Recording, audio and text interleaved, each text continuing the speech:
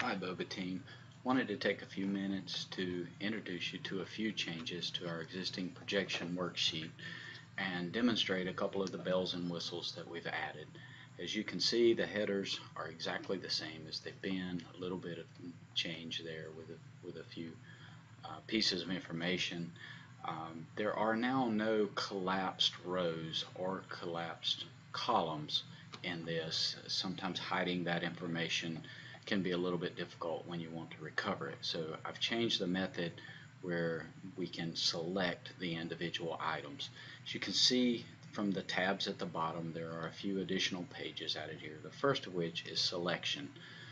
So from this page, we will be able to select the individual items that we would like to consider in this month's um, projections. So it's just as simple as going down the list, checking a few boxes, scrolling back up to the top, pressing the copy selected button, and you'll see it make the selection. And now when you go over to the projection page, you'll see that those items are updated. However, there's no information here.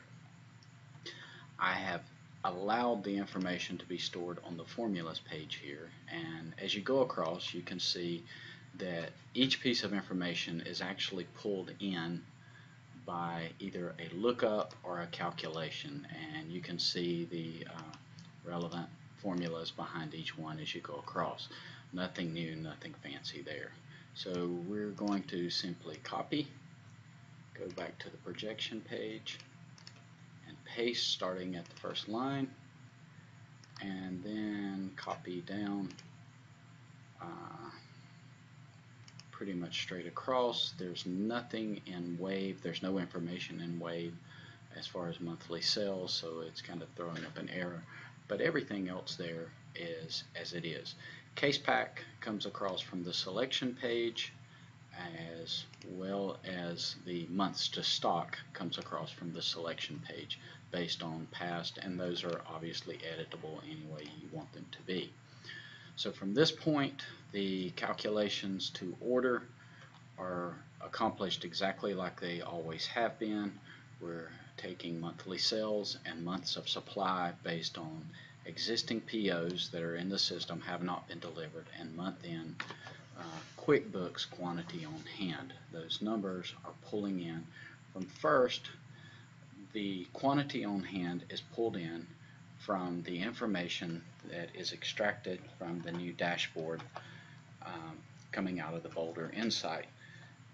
It's a pretty simple process. We are just selecting the warehouses, the multiple warehouses or multiple sales channels that we want those to go out of.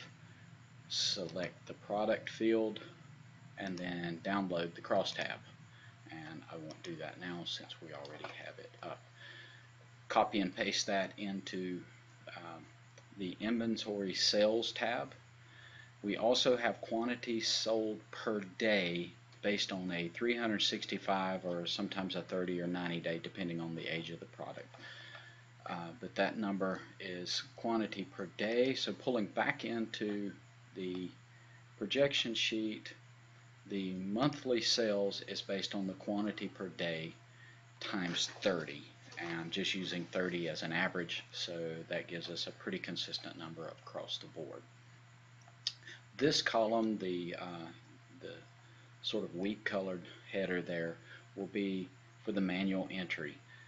We only have a couple here that need ordering. So for Boba Wrap Black, if we ordered 4,070, you can see in the case conversion column that this field turned red, saying that it is not divisible by the case pack. So we would need to add, let's see, that should do it. So when we get to a number here that is divisible by the case pack, that red clears out. The same would happen here. Let's see, that should do that, and that makes that all good. So we would go down the entire list, however many that is, and that would give us our quantities to order, and then we can place the PO from there. Easy peasy. There's not much to it, just a few bells and whistles, just trying to make it a little easier. Actually, having this dashboard information has taken care of a lot of the grunt work as well. And POs will just be kept here on this page, the open POs, and moved out, and we will access those via lookup, same as everything else. So that's it. I hope it makes sense, and I hope we get to use it this month. Thanks, guys.